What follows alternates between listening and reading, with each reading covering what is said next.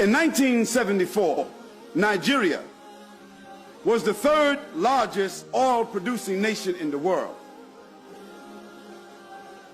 Today, Nigeria does not own its own oil reserves, which is still the third largest in the world, but BP and Shell and Exxon owns all the rights of the oil in Nigeria. They take the oil out of it, and after that they sell it back to the Nigerian government. Who did that? The IMF and the World Bank. These are the kafirs we're dealing with.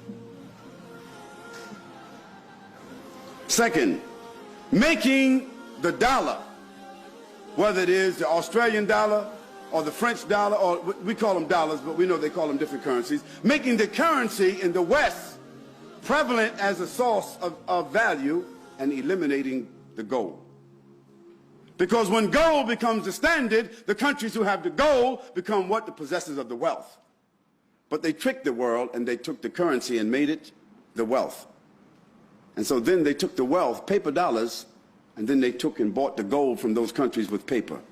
So they took the gold and they own it now. All the gold is in Fort Knox and some other places, and they gave those people currency. Then after they gave them the currency, they depreciated the currency through wars. Then they told them now you can borrow more currency, okay, at 20%. And so now they own the country. Devils. Tricksters. Continuing to make developing countries markets for consumption. So the Muslims become consumer societies. They don't produce anything.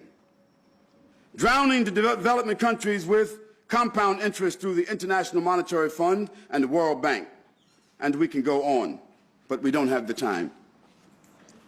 Dealing with political struggle. The first and foremost challenge that has to be reversed was the destruction of the Khilafah in 1924.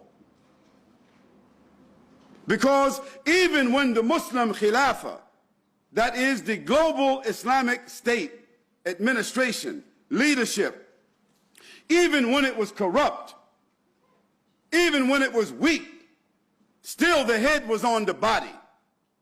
And the Muslims had a reference, meaning that a strong person could become the Khilafah and then the strength will come back.